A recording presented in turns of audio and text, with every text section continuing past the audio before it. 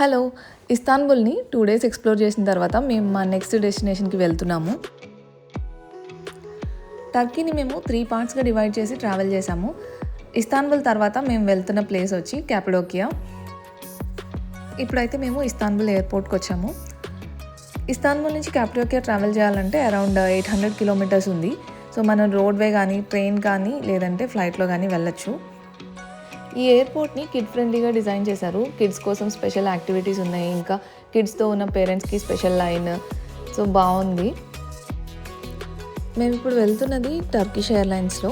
దీన్ని మేము Turkish airlines direct వెబ్సైట్లోనే book చేసుకున్నాం టికెట్స్. బ్రేక్ఫాస్ట్కి మాకు శాండ్విచ్ ఇచ్చారు ఫ్లైట్లో. నాకు అంతగా నచ్చలేదు.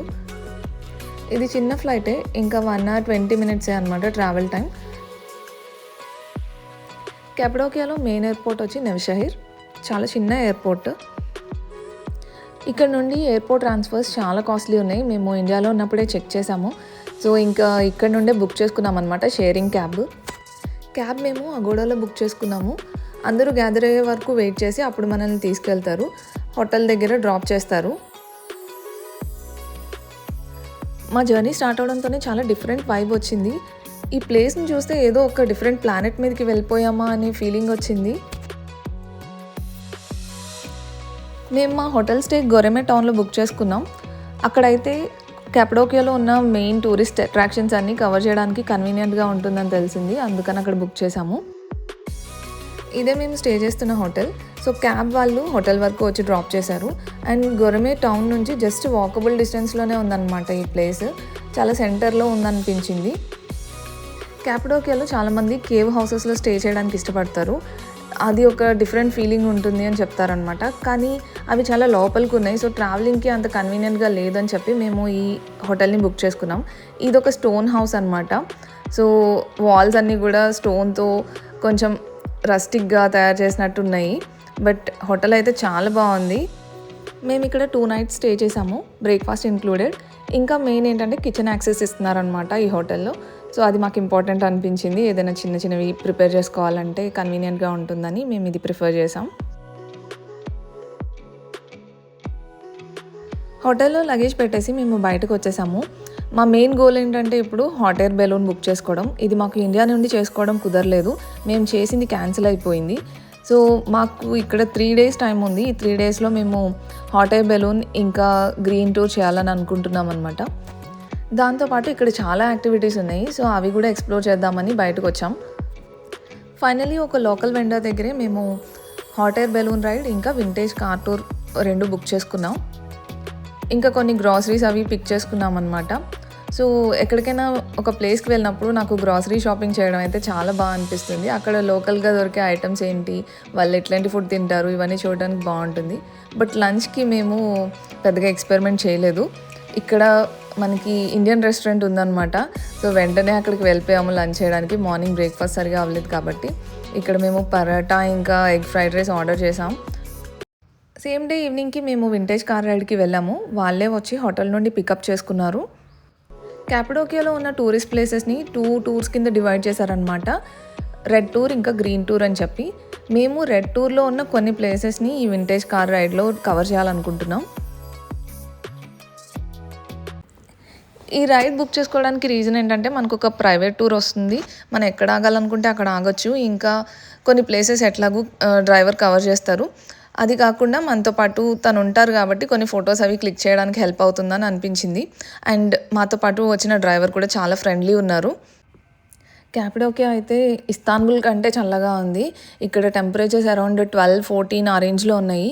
మేము వెళ్ళిన టైంలోనే ఇలా ఉంది అంటే ఇంకా వింటర్ టైంలో మొత్తం కోల్డ్ ఉంటుందంట. స్నో పడుతుంది, ఫుల్ ఆఫ్ ఐస్ అనమాట. నేనైతే బిగుసుకుపోయాను ఈ చలికి. బాగానే కూర్చున్నారు. ఎలా తడుకుంటున్నారో నాకు తెలియట్లే. ఎలా తడుకుంటున్నా చల్లి. ఇది ఉంది కదా క్లాసిక్ లా.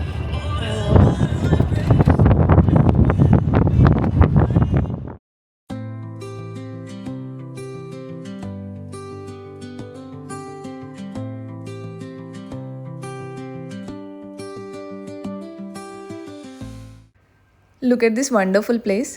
ఇది లవ్ వ్యాలీ. ఇక్కడ మనం ఫెయిరీ చిమ్నీస్ చూడొచ్చు. ఈ రాక్ ఫార్మేషన్స్ని ఫెయిరీ చిమ్నీస్ షేప్లో ఉన్నాయి కాబట్టి వాటిని అలా పిలుస్తారనమాట. ఇవన్నీ కూడా ఒక thousands of years back volcanic eruptions జరిగినప్పుడు లావా ఫ్లో అయ్యి ఈ ఫార్మేషన్స్ అన్నీ క్రియేట్ అయినాయి అనమాట. సో ప్లేస్ అయితే అసలు ఏలియన్ అనమాట. అసలు ఎక్స్పెక్ట్ చేయలేదు ఇంత బ్యూటిఫుల్గా ఉంటుందని. స్టార్ వార్స్ అనే మూవీ సిరీస్లో కూడా కొన్ని సీన్స్ ఇక్కడ షూట్ చేశారంట. సరౌండింగ్స్ ఎంత బ్యూటిఫుల్గా ఉన్నా పిల్లలకి అదంతా తెలియదు కదా. వాడికి చలికి నిద్ర వచ్చేసి అసలు కార్లోంచి దిగడానికి ఇష్టపడలేదు కన్నయ్య. మాకైతే ఈ లొకేషన్ చాలా ఆశ్చర్యంగా అనిపించింది. ఈ కేవ్స్లో ఇంతకు ముందు పీపుల్ ఉండేవారు, వాళ్ళ లైఫ్ స్టైల్ ఎలా ఉండేదో అవన్నీ తెలుసుకుంటూ వెళ్తుంటే ఒక మెజెస్టిక్ ఎక్స్పీరియన్స్ అనమాట.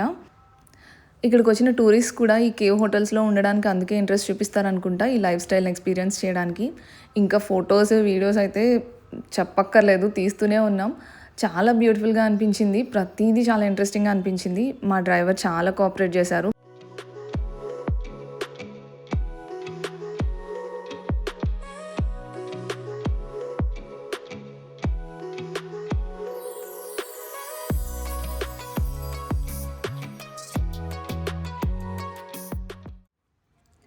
వింటేజ్ కార్స్తో పాటు ఇక్కడ ఇంకా చాలా యాక్టివిటీస్ ఉన్నాయి. ఏటీవీ రైడ్ అని చెప్పి, జీప్ రైడ్స్, ఇంకా ఫోటోషూట్స్ రకరకాలు ఉన్నాయన్నమాట. ఇంకా మన ఇష్టం. కాకపోతే ప్రతిదీ కూడా చాలా ఎక్స్పెన్సివ్గానే ఉంది. కన్నయ్యతో కలిసి మేము ఏటీవీ రైడ్ కూడా చేయాలనుకున్నాం. దుబాయ్లో చేసిన ఎక్స్పీరియన్స్ చాలా బాగా అనిపించి ఇక్కడ ట్రై చేయాలనుకున్నాం. కానీ ఇక్కడ అలో చేయట్లేదు అనమాట. 10 years అబోవ్ ఉన్న కిడ్స్కే చేస్తున్నారు.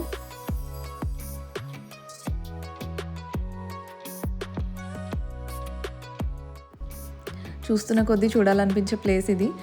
బట్ మన వింటేజ్ కార్ రైడ్ వచ్చి 2 hours టైం మాత్రమే. సో అది కంప్లీట్ చేసుకొని మేము మళ్ళీ టౌన్కి రిటర్న్ అయిపోయాం. ఇక్కడ డిన్నర్ చేయడానికి వచ్చాము. గోరెమెట్ టౌన్ చాలా చిన్నది బట్ చాలా క్యూట్, ఇంకా చాలా బ్యూటిఫుల్గా ఉంది. డిన్నర్కి మేము పాటరీ కబాబ్ ట్రై చేసాము. ఇక్కడ స్పెషల్ డిష్ అనమాట. ఆ పాట్ లాంటి దాంట్లో చికెన్ ఉడికించి తీసుకొస్తారు. ఈ ఫైర్ యాక్ట్ ఒకటి ఇంట్రెస్టింగ్గా అనిపించింది మాకు. My show, Crazy Chef Show. Next day early morning మేము హాట్ ఎయిర్ బెలూన్ రైడ్ చేసాం. ఈ రైడ్ బుకింగ్ అయితే ఒక పెద్ద కథే. 2-3 కంపెనీస్ వాళ్ళతో మాట్లాడాము డైరెక్ట్గా వెళ్ళి. సో వాళ్ళతో మాట్లాడిన తర్వాత ఒకరు €200 అని చెప్పి, ఇంకొకరు 190 అని చెప్పి అట్లా చెప్తూ ఉన్నారనమాట. ఫైనల్గా మేమైతే €190కి బుక్ చేసుకున్నాము. ఇంతకు ముందు మా ఫ్రెండ్స్ వెళ్ళినప్పుడు ఫిబ్రవరిలో వాళ్ళకి ఇంకా చాలా తక్కువ ప్రైస్కి వాళ్ళు బుక్ చేసుకున్నారనమాట. కానీ ఇప్పుడు పీక్ సీజన్ కాబట్టి మాకు ఇంతకంటే బెస్ట్ ప్రైస్ రావట్లేదు. అండ్ ఇది one of the bucket list activity కాబట్టి మేము ఖచ్చితంగా చేయాలని అనుకున్నాము. అండ్ అది మా బడ్జెట్లో వస్తుందని అనిపించి మేము బుక్ చేసుకున్నాము. ఇది చాలా లక్కీ రైడ్ అని చెప్పాలి. ఎందుకంటే వెళ్ళిన ప్రతి ఒక్కరికి ఫస్ట్ అటెంప్ట్లోనే హాట్ ఎయిర్ బెలూన్ రైడ్ అవుతుందని చెప్పలేమన్నమాట. ఎందుకంటే బెలూన్ రైడ్ ఎప్పుడైనా క్యాన్సిల్ అవ్వచ్చు, వెదర్ కండిషన్స్ మీద డిపెండ్ అయి ఉంటుంది. ఎర్లీ మార్నింగ్ మనకి వాళ్ళు వచ్చి పికప్ చేసుకుంటారు. అండ్ మార్నింగ్ టైంలో మాత్రమే రైడ్ చేస్తారనమాట. మిగతా టైంలో చేయడానికి ఇక్కడ అలో చేయరు. ఇటువంటి పీక్స్ ఆఫ్ ఎక్సైట్మెంట్లో ఉన్నప్పుడు ఏదైనా చిన్న డిస్టర్బెన్స్ జరిగితే ఎంత ఇరిటేటింగ్గా ఉంటుందో చెప్పండి. అట్లాంటిది ఒకటి జరిగిందనమాట. ఈ బెలూన్కి ఉన్న బాస్కెట్ హైట్ పిల్లలకి సెట్ కాదు కాబట్టి వాళ్ళకి ఒక చిన్న విండో లాంటిది ఉంటుందన్నమాట. ఆ ప్లేస్ని మేము ఇవ్వమని అడిగాము బాబు ఉన్నాడని చెప్పి. బట్ వాళ్ళు అసలు కన్సిడరే చేయలేదన్నమాట. మేము అడుగుతుంటే పట్టించుకోలేదు. అది చాలా ఇరిటేటింగ్గా అనిపించింది ఆ టైంలో. ఆ ఫ్రస్ట్రేషన్ పెట్టుకొని ఈ మూమెంట్ని స్పాయిల్ చేసుకోలేము కాబట్టి అక్కడిదక్కడే వదిలేసాం. Keeping everything aside, it's a wonderful beautiful experience అనమాట. ఓవర్ ద టాప్ చాలా బాగా అనిపించింది. ఫస్ట్ టైం ఈ ఎక్స్పీరియన్స్ అయితే చాలా special. Hot air balloon ride కన్నయ్యతో కలిసి చేయడం మాకు మెమరబుల్ మూమెంట్.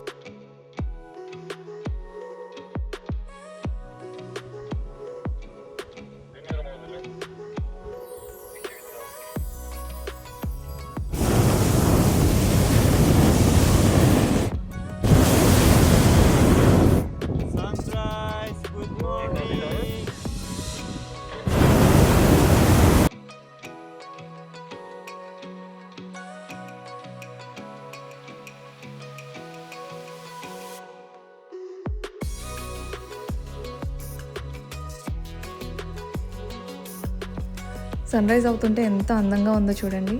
మాకైతే అన్ని షేడ్స్ ఆఫ్ స్కైని చూసిన ఫీలింగ్ వచ్చింది. ఇంకా బెలూన్ అయితే అసలు మనం ట్రావెల్ చేస్తున్నట్టే అనిపించదు అనమాట. అలా పైకి వెళ్తున్నప్పుడు కిందకి దిగుతున్నప్పుడు అసలు పెద్దగా మూమెంటే తెలియలేదు.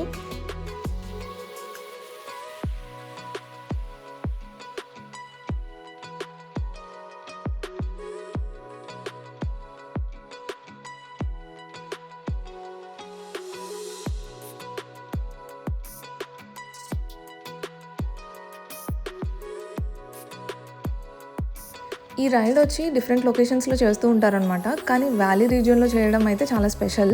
ఎందుకంటే ఇక్కడ ఈ ఫేరీ చిమ్నీస్ని కూడా దగ్గరగా చూడొచ్చు. వాటి మధ్యలో ఫ్లై అవ్వడం చాలా బాగా అనిపిస్తుంది అనమాట. చూస్తున్నారు కదా, ఇక్కడ ఆల్మోస్ట్ ల్యాండ్ దగ్గరికి వచ్చేసిన ఫీలింగ్ ఉంటుంది. బట్ మళ్ళీ బెలూన్ అలా రైజ్ అవుతుంది అనమాట. ఇంకా మన చుట్టూ హండ్రెడ్స్ ఆఫ్ బెలూన్స్ ఫ్లై అవుతూ ఉంటాయి. అదైతే ఒక ఫెయిరీ టైల్ మూమెంట్ లానే అనిపించింది నాకు. ఇంకా బెలూన్స్ అన్నీ కూడా చాలా దగ్గరగా ఫ్లై అవుతున్నట్టు అనిపిస్తూ ఉంటుంది.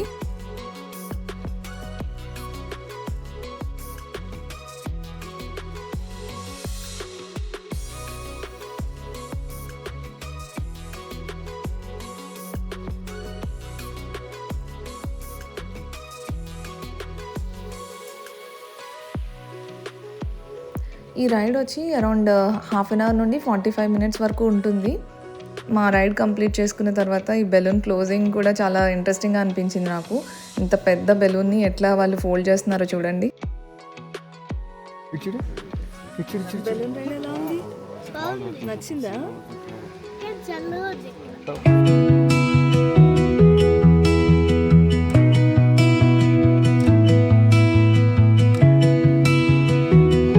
రైడ్ కంప్లీట్ అయిన తర్వాత షాంపెయిన్ రిచువల్ అని చేస్తారు.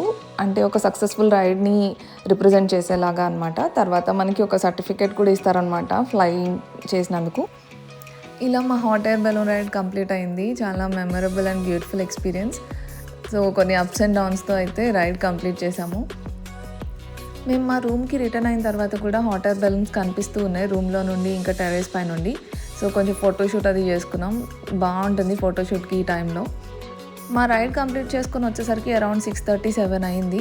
తర్వాత మేము బ్రేక్ఫాస్ట్ కోసం వచ్చాము. బ్రేక్ఫాస్ట్లో అయితే ఈ ఐటమ్స్ సర్వ్ చేశారు. ఇవి అసలు ఏమీ మనం తినే విధంగా లేవు, ఒక్క ఆమ్లెట్ తప్ప. మిగతావన్నీ చీజ్ బాల్స్, పేస్ట్రీస్ ఏవేవో ఉన్నాయి. బెలూన్ రైడ్ కంప్లీట్ అయిన తర్వాత మేము ఆ రోజుకి ఇంకేం ప్లాన్ చేసుకోలేదు. అప్పటికప్పుడు చేసుకుందామని అనుకున్నా కూడా వర్షం పడుతూ ఉంది. ఇంకా ఆ రోజంతా మేము హోటల్లోనే స్టే చేసాం. ఆఫ్టర్నూన్ లంచ్ కోసం మేము మాతో పాటు తెచ్చుకున్న ఇన్స్టెంట్ మీల్ ఒకటి ప్రిపేర్ చేసుకున్నాం అనమాట. చాలా ఫుల్ఫిల్లింగ్గా అనిపించింది. ఆ క్లైమేట్లో హాట్గా మన ఇండియన్ మీల్ తింటూ ఉంటే ఆ సాటిస్ఫాక్షనే వేరు. ఈవినింగ్ టైం మేము లోకల్ షాపింగ్కి వెళ్ళాము. గోరెమెలో వాకింగ్ డిస్టెన్స్లోనే ఉంది కాబట్టి. ఇక్కడ చాలా హ్యాండ్మేడ్ ప్రోడక్ట్స్, హోమ్మేడ్ ప్రోడక్ట్స్ అమ్ముతున్నారనమాట. ఇక్కడ మెయిన్గా హోమ్మేడ్ సోప్స్, పర్ఫ్యూమ్స్ ఇలాంటివన్నీ దొరుకుతున్నాయి. బాగున్నాయి, ట్రై చేయొచ్చు.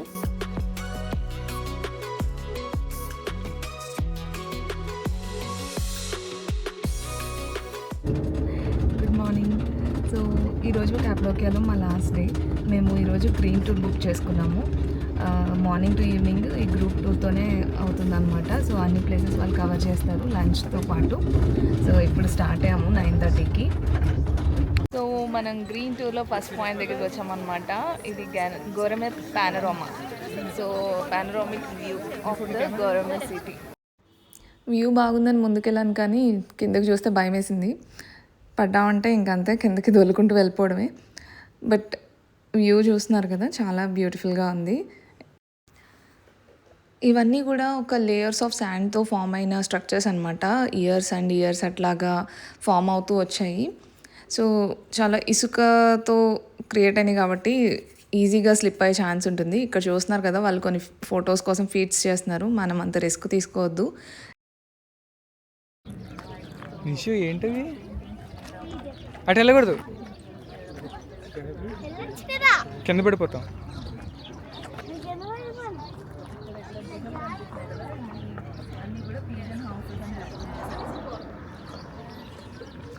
Madam, hello. సో మనం ఇప్పుడు పీజన్ వ్యాలీ దగ్గర ఉన్నాము.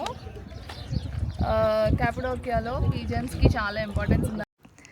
చాలా కాన్ఫిడెంట్గా తిరిగా కదా ఏదో చెప్దామని, కానీ ఏం చెప్పాలో అర్థం కాలేదు. ఎనీవేస్, పీజన్స్ గురించి ఎక్కువ ఏం చెప్తాం. అక్కడ పీజన్ వ్యాలీ అంటే ఎక్కువ పీజన్స్ ఉంటాయి, అంతే అనమాట.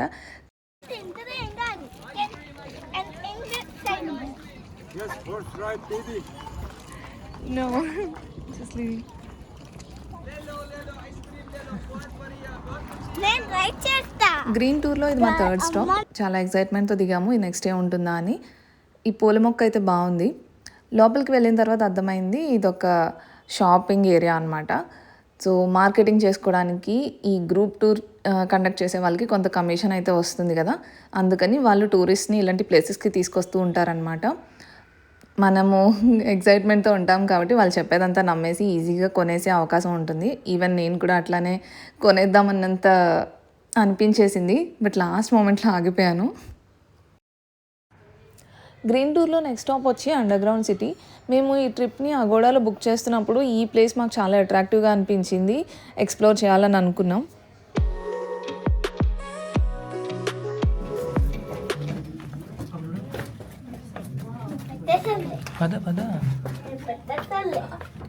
నువ్వు పట్టేస్తున్నావు, మేమే పట్టేస్తున్నావు.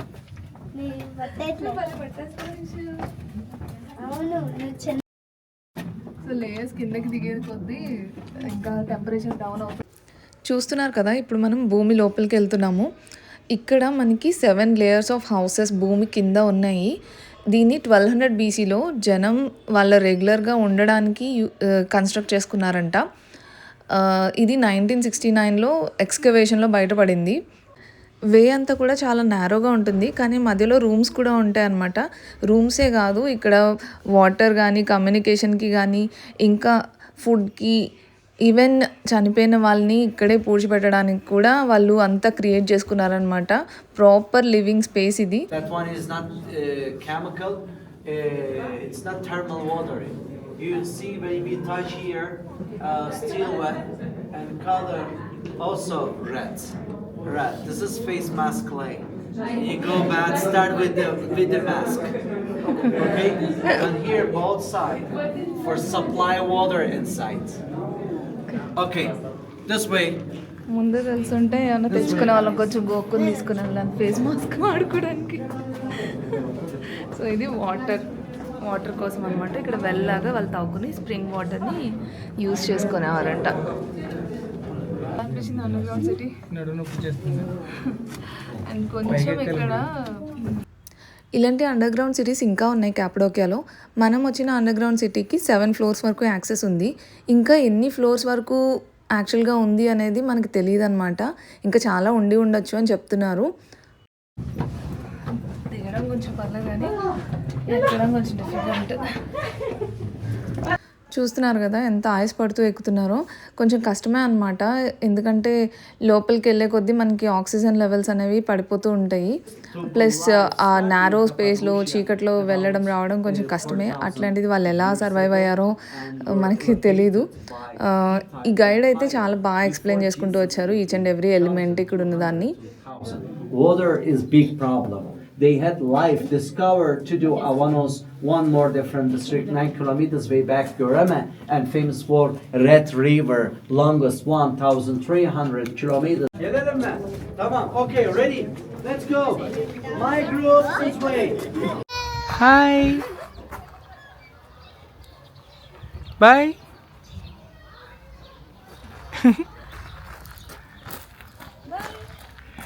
నిషి బాయ్ చెప్పావా?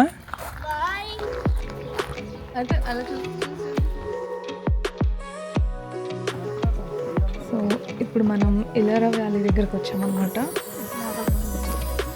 ఇలారా వ్యాలీ ఒక షార్ట్ హైక్కి వెళ్తున్నాం.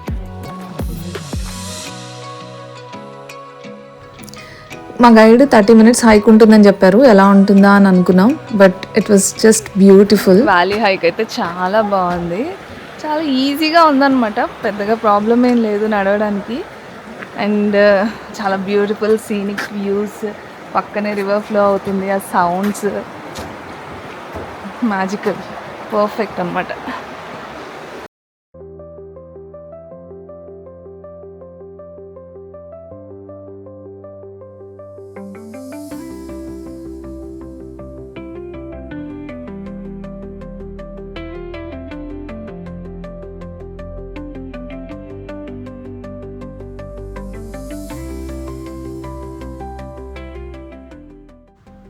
నాకైతే చాలా బాగా అనిపించింది ఈ ప్లేస్. చాలా పీస్ఫుల్గా ఉంది. ఆ గ్రీనరీ, వాటర్ ఎంత చెప్పినా తక్కువే. Fully impressed. లంచ్ తర్వాత ఆల్మోస్ట్ 1 hour ట్రావెల్ చేసి మేము ఈ లాస్ట్ స్పాట్కి వచ్చామన్నమాట. అది నార్లిగోల్ లేక్. ఈ లేక్ వాల్కానిక్ ఓపెనింగ్ ద్వారా క్రియేట్ అయిన లేక్ అంట. సో ఈ వాటర్ చాలా మినరల్ రిచ్, ఇంకా దీన్ని ట్రీట్మెంట్స్ కోసం కూడా యూస్ చేస్తారంట. అండ్ కలర్ వచ్చి బ్లాకిష్గా ఉంటుంది. ప్లేసెస్ అన్నీ కవర్ చేసేసి ఈవినింగ్కి మళ్ళీ మేము గొరెమెకి రిటర్న్ అయిపోయాం. ఈ టూర్ అయితే నాకు చాలా వర్త్ అని అనిపించింది. ఫుల్ డే ఇన్ని డిఫరెంట్ టైప్స్ ఆఫ్ ప్లేసెస్, అన్ని వేరియేషన్స్ చూడడం అయితే చాలా ఇంప్రెసివ్గా అనిపించింది. క్యాపడోకియాలో ఇది మా లాస్ట్ డే అని చెప్పా కదా. సో ఈరోజు నైట్ మాకు హోటల్ స్టే లేదు. మేము ఓవర్ నైట్ బస్లో మా నెక్స్ట్ డెస్టినేషన్కి వెళ్తున్నాము. ఈ ప్లేస్ వదిలి వెళ్ళే ముందు చిన్నగా వాకింగ్ టూర్ చేసాము. ఇంకా కొన్ని సోవెనర్స్ అవి షాపింగ్ కూడా చేసామన్నమాట. అది ఏంటిది? ఓపెనరా? ఇవేంటి చేతిలో అండి షూవి? ఇవి ఇక్కడే మ్యాగ్నెట్సా? ఎవరికి అవి? ఇది ఎవరికి? ఇవా ఆ, ఇది షీట్ ఓకే. ఇంకోటి రెండు ఉన్నాయి. వేరే అంట వేరే అత్తకా?